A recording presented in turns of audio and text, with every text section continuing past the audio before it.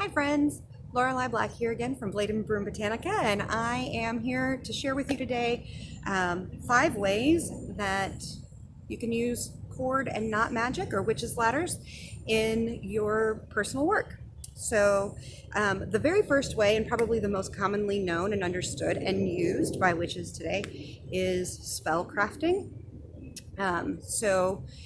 With spell crafting, what you're typically doing is you are braiding, knotting, or tying into a set of cords,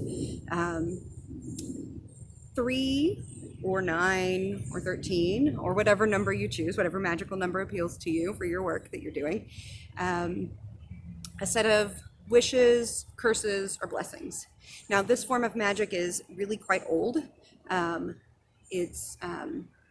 We have evidence of it dating back at least into the Middle Ages. We've found they have found old rope and feathers, which is another term for this type of magic, is rope and feathers. They found rope and feathers sealed away in walls and things in England, where somebody has either put most likely curses on someone. Because traditionally that's what it would have been used for. Most commonly today, people are using them more for blessings and for protective work. In fact, you can see from my wrist here, protection cords are something that's actually a pretty common use with this type of spell crafting. So blessings, and you even see, really, you could make the argument that the friendship bracelets that are common among adolescents are a form of that magic, right? So, and they get quite complex with the knotting and the braiding and the different designs and the colors that get brought into them. In fact, a lot of times the youth that are braiding those are choosing the colors very specifically. They have their own correspondences in their minds that are going with that, not necessarily across an entire group where they all agree that this color means this and that color means that, although sometimes that does happen, but where, this young person has chosen this color to mean that in relation to another friend, So that is, in fact, a very intense form of magic, and they're saying, I give you this because you are my friend, and I want you to know that this is imbued with my love and my respect and my protection for you. So while you're wearing this, you have my protection around you and my love goes with you. And I think that's a very real and valid practice of folk magic in today's society that has continued from our traditions. Shh, they don't know. Another type of cord and knot magic or ladder magic is meditational witches' ladders. So meditational witches' ladders are ladders that are tied very specifically to help us with our trance work or our devotional work. These are more common for people that are for witches and pagans that are trying to achieve a particular type of heightened trance state or meditational state, usually in relation to devotion with a particular deity or a mystery practice within their tradition. So you don't tie these without a lot of forethought in mind. Usually you're instructed in how to do this, but not always. Sometimes you set out with a plan. My experience in having planned these is that sometimes you create a plan and then you start to use it and the gods tell you, okay, but you're going to use it differently from now on. Often those get amended as you go, but they can still be very effective. The most effective ones that I have found are often the ones that have been handed down through initiatory practices. So or that have been developed as a part of sort of God-led initiations, if that makes sense. So I hope it does. I hope that makes sense. The idea that Okay, so my initiator always referred to big I initiations and little I initiations. And the little I initiations were the ones that were given to you by people. And they are very powerful. They can be very powerful. But they're the ones that are sort of written by people and delivered by people. And they are intended and constructed to go hand in hand with the big I initiations, which are given to you by the gods, given to you by the spirits, by the forces that be, you know, the ones that we're trying to get in touch with, those unseen forces, those mystical presences that we are trying to commune with. So in a best case scenario, you go into an initiation ceremony and the gods step in and the gods are present. And in a worst case scenario, you go into an initiation ceremony. Actually, in a worst case initiation ceremony, things run amok and nothing happens and things catch on fire that shouldn't. In a mid-case initiation scenario, it's just a beautiful ritual and you graduated, you know, and you become that next degree and you get your diploma and you move on. And it was just a lovely ceremony and nothing particularly potent or powerful happened. But you were elevated to the next step. But in a best case scenario, you had a rebirth. You had the gods moved and you had an ecstatic experience and mysteries were revealed to you, that things you could not put into words happened. Very often within at least traditional witchcraft, your cords have markers embedded in them of meditational guideposts for how to re-achieve those highs or how to re-achieve the pathway to get to that same point of gnosis. So the storyline is embedded within your cords. I hope that makes sense.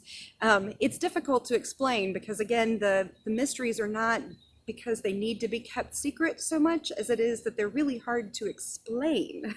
That's one of the ways that cords can be used. Now, and I want to add the caveat that I'm not saying that people that are not in covens, that solitaries, can't achieve those mysteries. They absolutely can. They absolutely can. What I'm saying is that meditational cords are there to be able to have those encoded into them. And that sometimes if you set out to create cords to help you achieve that, but you haven't experienced it yet, so somebody's told you what the blueprint looks like, or you have an idea of what the map might look like, and you go to use it, you might find that as you're using it, the gods step in and go, psh, hey kid, take a left turn here. You're a little lost in the woods and I'll show you where the destination actually is. That's all I'm saying. So you may have made the cords thinking they were going to work a certain way, and then they don't quite work that way, and you may end up having to revise your plan. I have had that happen, so I am just speaking to that. Another way that we can use, I'll say the same set of cords, so the same set of meditational cords, and I keep tugging at mine, I don't know if you can see, I'll actually show you a picture of them, is that they can be markers of the same initiations that we've gone through. So oftentimes we're wearing them, and I'll take a picture of myself so you can actually see what those look like being worn. So a lot of times we wear those cords to show which rituals we've gone through. Now, a lot of times that's only going to make sense to the other people in our tradition.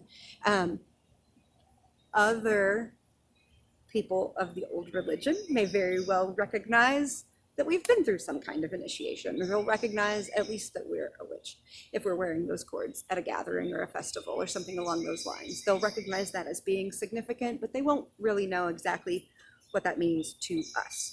So, but that's okay. You know, they don't have to know exactly what it means. They just know that it means something, you know. They'll know usually that it means you're a witch or you're a Pella or you're, you know, of the people. And that's okay.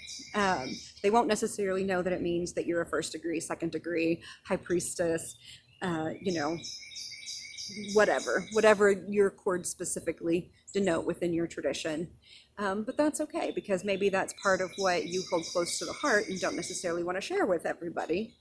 And if you do want them to know, I suggest making a little banner or sash or something so that people can know, you know, hey, here comes the Grand High Herald. So that's another way, is just to show, at least within our own clans, within our own tribe, within our own community, that, hey, we made it. We did this thing. We are at this level.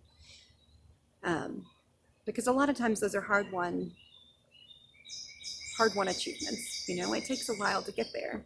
Another way that we can use cords, and these are both sort of more simple, more practical ways that we can use cords with knots in them that still can have very symbolic meanings, but they're very sort of hands-on practical ways. And I've got one cord that's a very simple around my neck here. It's hard to see against the white, but this can actually still be built into the same cords that I'm wearing at my waist, right? So the two ways that I'm explaining them could, in theory, be handled by your initiation cords. But more commonly, it's a separate cord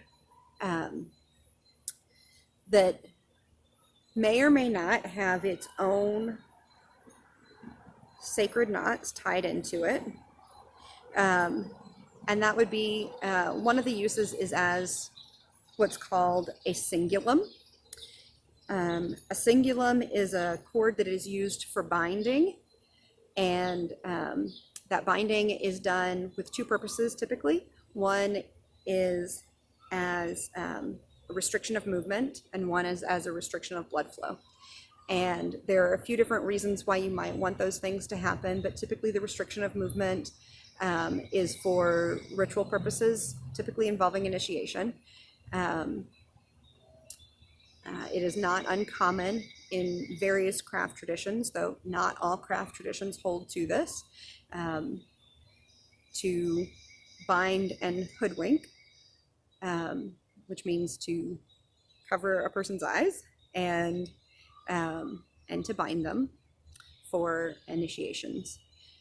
That happens at different levels and in varying degrees within different traditions.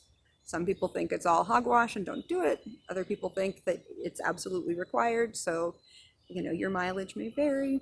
And as a solitary practitioner, if you are a solitary practitioner, you may not have access to being able to do the binding, certainly, and especially not the way traditional binding is done. Definitely don't recommend doing it the way traditional binding is done, because it kind of goes around your neck. Again, I'll show you a picture.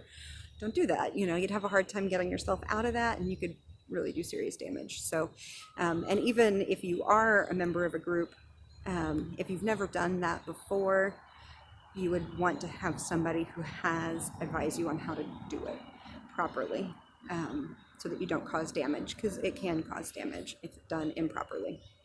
And then the restricting blood flow is the other thing that can happen from using a cingulum, and that's done very intentionally. It can induce altered states.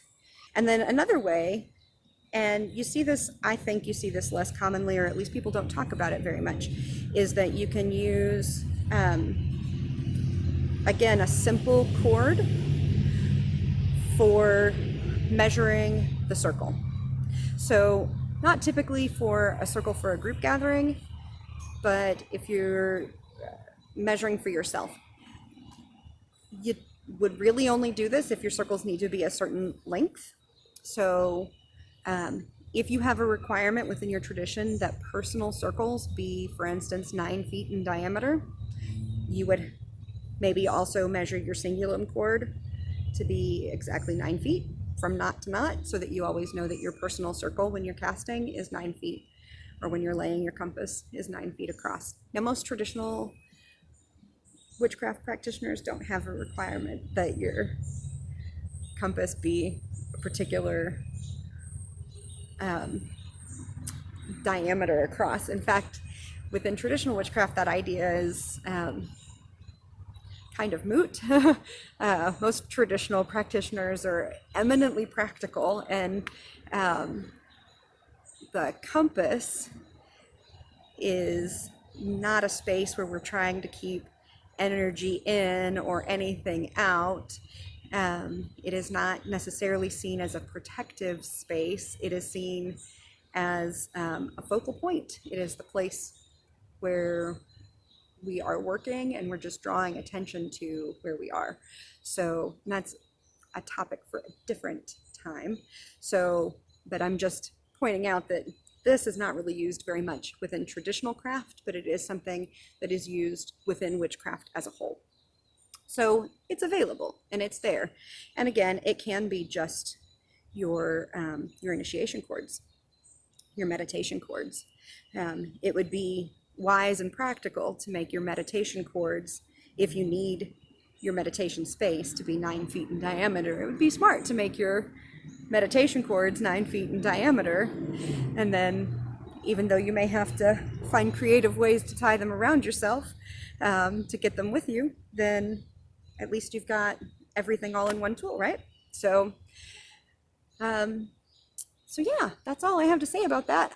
That's 5 different ways to use cords. A lot of them combine into one cord if you're crafty about it.